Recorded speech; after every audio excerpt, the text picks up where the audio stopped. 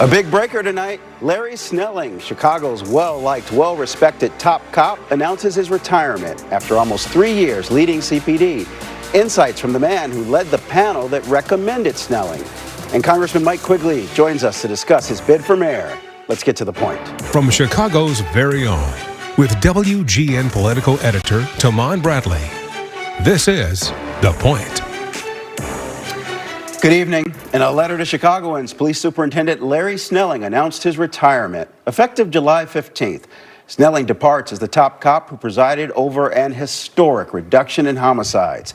In a statement, Snelling said, "I am closing out this chapter of my life with a heart full of gratitude for every Chicagoan and every community partner who embraced me during my time at the CPD." Mayor Brandon Johnson posted on X, "We're grateful for Superintendent Snelling's dedicated leadership and the work we've accomplished together to advance a community safety strategy rooted in strong partnerships and deep community engagement across Chicago." The mayor announced CPD veteran Fred Waller will serve as acting superintendent. He held that role before Snelling took charge of the department. Anthony Driver is the former president of the Community Commission for Public Safety and Accountability. Thanks for coming in tonight. Thank you for having me. All right, so you led the search that led to the recommendation, making Snelling a finalist. What was it that you saw in him that led to that happening? Well, myself and now President Ramel Terry led the search, and I think it was his integrity. And it was also his refusal to play politics. It was very clear early on that he would always put the needs of Chicagoans ahead of any sort of political headwinds. And that's something I've grown to appreciate about him. One thing that I asked him, that I asked every candidate who applied for that job that we interviewed, what are you willing to put on the line for this? What are you willing to do in order to see this be successful? And his answer has always been the same. And that's I will never compromise my integrity, and I always put Chicagoans first. So I really have grown to appreciate that about him. He presided over this historic reduction in shootings and homicides. How much credit does he deserve for that? He deserves a ton. I think prior to him, we probably had 4 superintendents in 3 years. So it's a very unstable department, a lot of instability, sort of a revolving door. And he really came in and not only stabilized it, he improved morale. He got clearance rates up. He made some key promotions.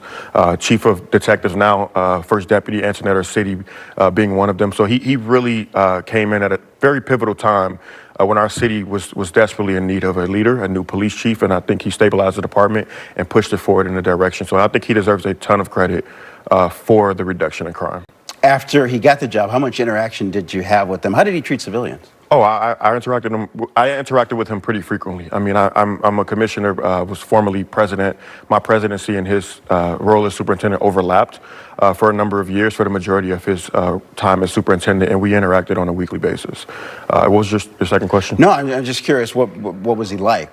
Yeah, I mean, we would get into fights sometimes, right? But it was always a mutual respect. We were always fighting for what was best for Chicagoans. So we didn't always agree. But one thing that I knew in his heart of hearts, he was always putting Chicagoans first. And even if we disagreed about how to get there, he maintained a level of professionalism that I think is very rare in city leaders, especially in a city like Chicago. Someone who refuses to play politics, someone who has high integrity, and someone that's always, always, always focused on the mission. No, there is no wait here. The search for the next superintendent has to kick off once he departs. 120 days. 120 days. Do you think the department needs someone who's already there, or would it benefit from fresh eyes? So much like the last time, I won't opine on that, as it's possible that I'll be one of the 2 people helping to lead the search. But the Chicagoans need to pick that. That's not something for Anthony Driver or any other person, any mayor, any alderman, any insider to be able to pick. The next superintendent of police needs to be picked by the residents of Chicago. That's partially what worked well this time, was that we removed politics from that search, and we actually gave everybody a fair shake, and we put the voices of Chicagoans first. That's what's needed. So the commission and the public pick the superintendent, not the 5th floor? No, not at all. The mayor, the mayor obviously is an influential person and has a role, but no, this person, this next superintendent, the 3 candidates will get sent to the mayor from the commission, and the commission should be taking its orders from the public. I'm wondering if you think Snelling has political skills, because there's a political show. There are these rumors he might like to hold elected office. What do you think? I don't know. I don't see that for him. I mean, he's a person who I've gotten to know very well, possibly. He much like myself is a kid from the South Side, and so he does this work because he believes in this city, he believes in the people, and he truly wants to make a difference. If somebody can convince him that holding public office would be the thing that made a difference, I think he'd do it. But outside of that, I don't think he has political aspirations. We got about 30 seconds left. He seemed really well liked and like someone who was efficient. This is a real loss. It's a huge loss. Larry Snelling is Chicago, right? He grew up coming up through the ranks. He, born and raised in Inglewood. He knows this city very, very, very well. He loves the department. He loves the people. He loves our community. So it is a huge loss. But one thing that I'm certain of is that Chicago will move forward, and I'm sure that he'll be a person that'll continue to help us move forward. Anthony Driver. I can never remember the name of the commission, so just say it. Community Commission for Public Safety and Accountability. We changed the name of it in Chicago. Thank you so much. Really appreciate it. No problem. Thank you. All right, and we are back in 60 seconds.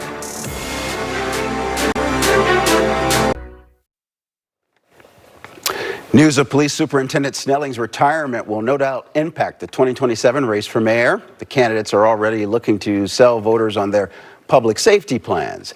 Illinois Congressman Mike Quigley launched his campaign over the weekend. Welcome to The Point, Congressman. Thank you. Glad to be back. Glad to have you. What grade would you give Larry Snelling as top cop? Look, Larry Snelling is a great public servant, and we appreciate all his service through the years, not just as the superintendent. I think he's proof that that you can find quality and talent in the ranks of the Chicago Police Department. Obviously, it's up to the commission and the leader you just met with to make the recommendations to the mayor. But, I have complete faith that they can find skill and talent from within the CPD to lead the next generation. As we talked about, shootings and homicides are down. How would you, Congressman, as mayor of Chicago, do better? Yeah, if you believe any of the polling out there, the people of the city of Chicago don't think it's time to take a bow. I think public safety is still number one in terms of concerns in Chicago. So we're still higher per capita in these violent crimes than any other major city. So look, I am a big believer in the anti-violence programs that President Trump has cut, but I'm a big fan of CRED and Ceasefire and the others that do great work and should have a greater partnership. But I also believe in giving the police department the resources they need. Several times now I've brought back additional funding for things like bulletproof vests for our police officers. So I think it's that kind of partnership that will serve Chicago best. The city's annual financial report is out, and Chicago had $219 million more than expected, but the long-term liabilities climbed. Wondering if you think this is a revenue problem or a spending problem. How do you fix the city's finances? Yeah, I think what's clear is that this is a crisis that's been around a long time, and there's simply been a lack of willingness to meet that challenge. We have more pension debt than 44 states. Roughly 35 to 40% of our revenues go toward debt and pensions. And that number is increasing, squeezing out all the other things that we care about. Money that could go toward more police or helping our schools. So this is an ongoing problem. We simply haven't been willing to tackle it. The Ernst & Young report, which detailed some cost savings for the city of Chicago, should be just the beginning. We're going to have to restructure our government from the ground up. If you could start over, what would you do, how would you do it, and who would do it? All reports that I wrote when I was a Cook County commissioner. Local government is critical, but it has to be as efficient as possible. And as you mentioned, the pension issue, there's no amount of revenue that will help deal with this issue. We're not going to be able to tax our way out of it. One way is to grow our way out of it. Affordability is a critical issue in Chicago. And if there's one issue that you hear about from one end of the city to the other is the cost of housing. We're probably 100,000 units of housing down. The next mayor has to have that first on the agenda to build housing at an unprecedented rate. From the early 1950s, the city is down 1 million in population. There's no way we can ask the existing population to keep paying additional property taxes. You know, there's going to be a lot of attention on this contest. You're just wondering, what's your plan to make a splash and sort of break through to win? Yeah, I've been doing that for a while. I've been elected 13 times in some very competitive, crowded fields, even in races when I was outspent 10 to 1, 11 to 1. My district is kind of where the battlefield has been for mayor in the last 3 elections. When you look at the results in those elections and where the votes are, it has been the battle of the lakefront. So my job is to keep my base and to continue, as I have for the last several years, crisscrossing the city, working with everyone and listening to everyone to move our city together. I got about 30 seconds left. You're also running for Congress and then you're running for mayor. Why not just go straight and run for mayor? Pick one, in other words. Yeah, I mean, that's obviously an issue that everybody who's run for mayor has had to face because it's the off year. This is an issue that Harold Washington, Bobby Rush, Danny Davis, and you have to decide probably a year out. Otherwise, you're going to have a situation where there's an open slot and the committeeman will decide who's going to run in that primary. So you're just giving people an opportunity. They can choose. And if they choose one way, I stay in Congress. They choose the other, I'm the next mayor. Congressman Mike Quigley, thank you so much. Hope to see you on the trail soon. Very good. Thank you. All right, before we go, tonight, no surprise. We tip our hat to outgoing Police Superintendent Larry Snelling.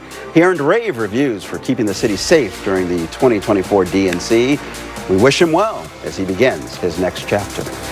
And that is The Point. I'm Tahman Bradley. Micah's back with more news tonight at 9 o'clock. Good night.